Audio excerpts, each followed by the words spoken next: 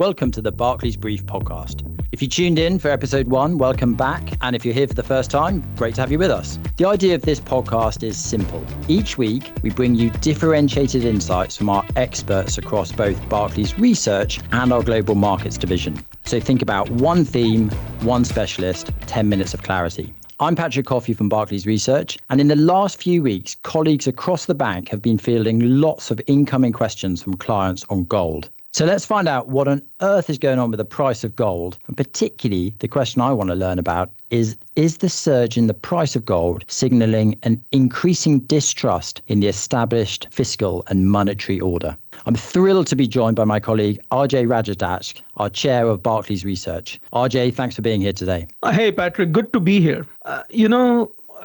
Decades ago, as a little kid in Mumbai, I remember my grandfather telling me to always buy only two things. One was property, the other was gold.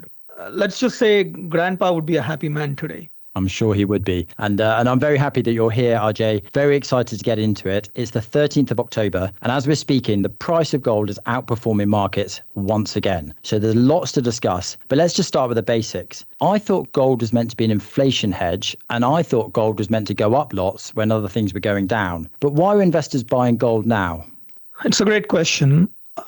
Historically, as a hedge, as a sign that they don't believe that the people in charge will do the right thing, that when things go to pot, when currencies keep getting debased, gold will be the one thing that holds its value. But I think this is what you're getting at, Patrick. There's no question that the buyer base has widened a lot from just the fringe element in recent decades. Yeah, it's certainly widened. The price of gold has gone up massively. It's just smashed through $4,000 an ounce. It's up over 20% in 2 months, over 60% in the past year, and over 120% in the last 3 years. So what's driving that rally? Demand, supply, and then yes, there's fear. But look, let's do the demand side first. Central bank demand for gold has jumped sharply from 2022, not coincidentally, after the West froze Russian FX reserves. The share of gold in global FX reserves is now more than the share held in US treasuries. But the weird part, Patrick, even as the price of gold has gone up 150% in 5 years, the amount of new gold mined has only risen about 10%.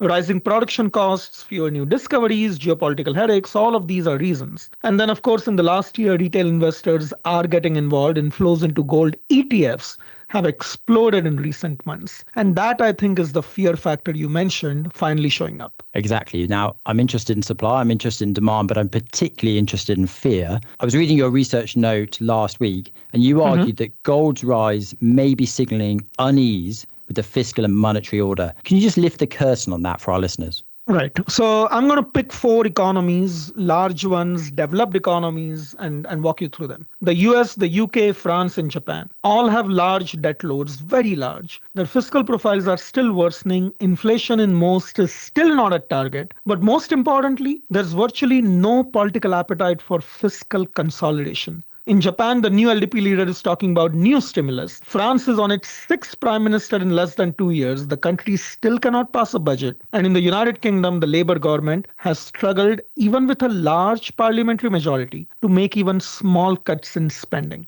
The US has benefited a little bit from tariff revenues, true, but the longer-term US fiscal profile still shows debt to GDP worsening. And of course, on the monetary side, fiat currencies have taken a real beating from inflation in the last few years. All of these things, I think, are showing up in gold. Okay, so what you're effectively saying is increase in the gold price, which has been significant, is a signal to policymakers about that concern around the fiscal profiles in those large countries and elsewhere. But let me just push back. Let me just push back on that for a moment, Ajay. The gold price is simply a function of supply and demand, as you said. And the rise in the gold price is simply a catch up to its fair value. Our FX strategists have shown that in their gold model in a note they published just 2 weeks ago. So where am I wrong in that analysis? Where you're wrong, Patrick, is that two things can be right at the same time. So yes, gold has benefited from post-COVID inflation. There is an element of catch-up. But my God, this is now a 5-year bull market. It is not 6 months, not 12 months. Gold's been going up for the last 5 years. And it is definitely signaling an unease about the global financial order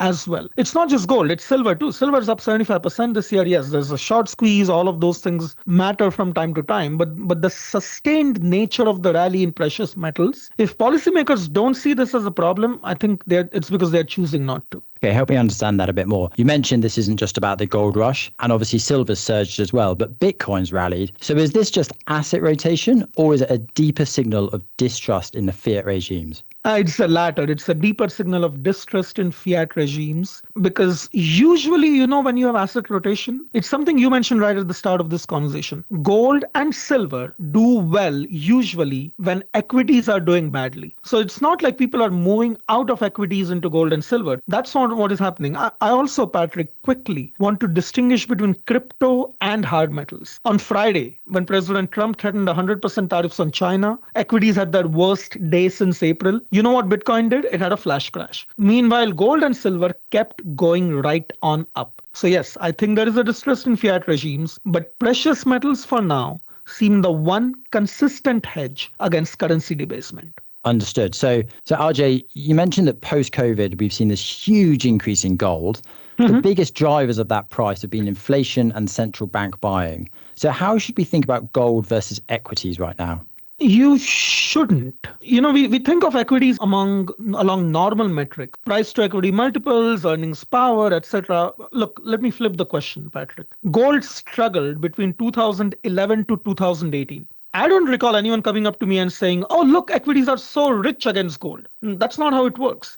So now we don't think equities are cheap, mind you. But big tech in particular has so much earnings power that I would worry if I see a large pullback on the earnings side coming. I would not conflate these two asset classes at all right now. Okay, and Ajay, you obviously listened to our first episode with Ronnie Wexler talking about his bullish perspective on US markets. And we've got this surging gold price. Can the two coexist at the same time? And they can. One asset class is much smaller than the other. Let's not forget that. But I hear where you're going.